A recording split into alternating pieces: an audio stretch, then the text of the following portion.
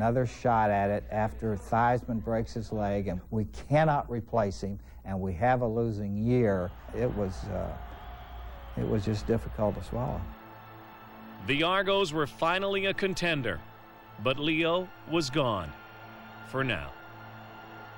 It was not a good situation at the Argos right then, but Leo wanted to be back as an Argo. That was it.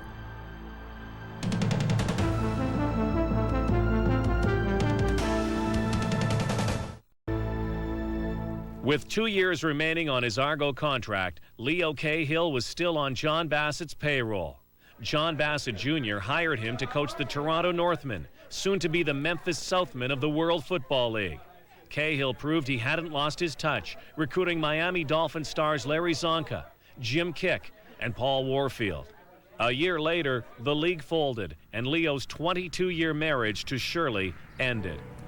My parents never really talked in front of us about what was going on in their marriage, so it kind of came as a shock after 21, 22 years of marriage and 5 children.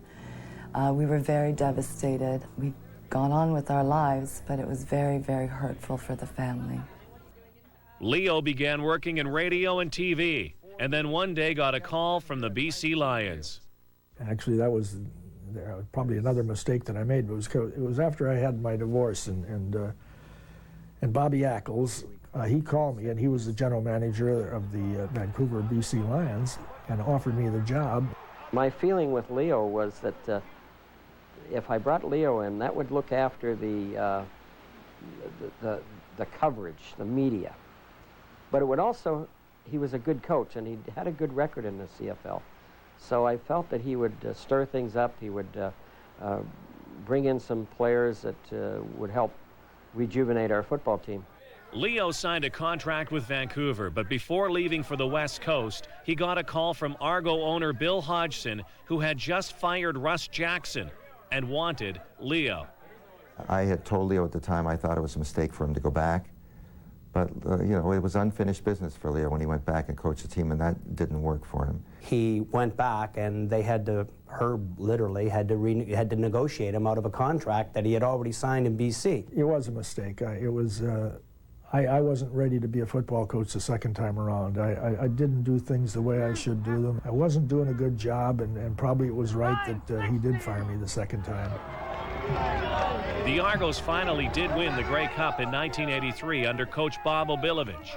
But in 1985, Cahill was faced with his worst nightmare. He was offered a job as Argos general manager, but his boss would be Ralph Sazio, who had spent his entire career with the Hamilton Tiger Cats. It was a very different time, and the Ticats were hated. Ralph Sazio was hated, and Ralph Sazio was a great football man. And of course, Leo working for him, well, that's another story. That's sort of like nitro and glycerin. I mean, you know, all the makings, and you know what happened. Well, the last thing in the world Sazio wanted was Leo. And it was a situation that was doomed to failure because, let's face it, Sazio couldn't stand Leo, Leo couldn't stand Sazio, and if you work for a guy who can't stand you and you can't stand him, chances are you're not going to keep your job. When he got the job, I phoned him. I says, "Good luck, Leo, and watch your back." And those are the truest words ever spoken. I don't deny ever saying that. I told Leo that on the telephone. I respected Leo. I respected Ralph too, but man to man, I told Leo exactly what to expect from Ralph.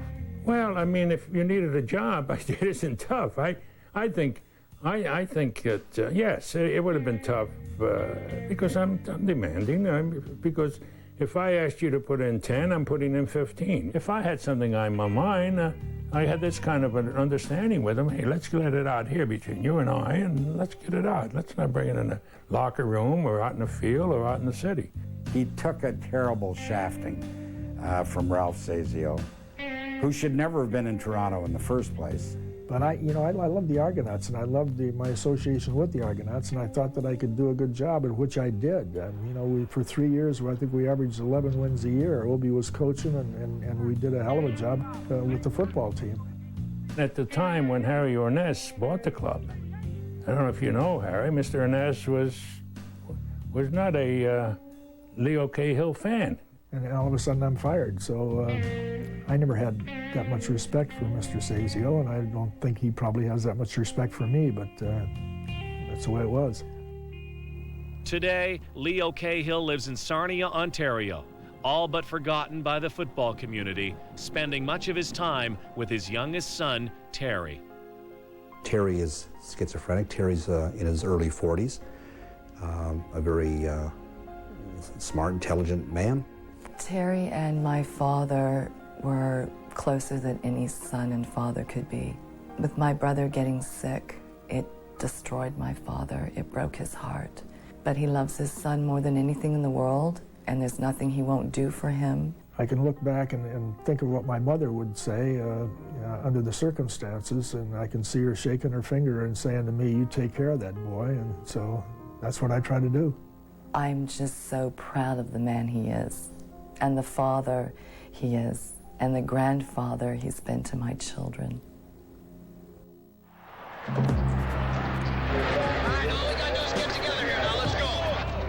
If you write the history of the CFL, Leo's one of the 3 or 4 people that were front and center and that people will remember.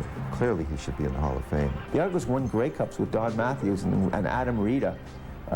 Do people remember those guys memorably? I don't think so. You have to love the game to really be really good at it. And Leo loved it more than anybody I've ever seen. When he was on the field or when he had his team, those 40 guys or those 40 individuals that worked together, they were his family. Was he one of the better coaches? One of the most quotable coaches. I don't know how efficient he was. But he took the Argos from being a disaster to being a contender, so he deserves credit for that. The league owes Leo. I'm absolutely stunned that the Canadian Football League and the Toronto Argonauts have virtually forgotten Leo Cahill. Leo Cahill should be in the Hall of Fame. Nobody can create a stir or command attention like Leo Cahill with his gift of gab, his blarney, and football savvy. Sure, he loved the attention, but at the same time, Leo provided the Argonauts and Canadian football with a profile they've never regained. Some people believe he could help the league again, but many more, as we have heard, are convinced that Leo Cahill has earned a rightful place in the Canadian Football Hall of Fame. For Profile, I'm Rod Black.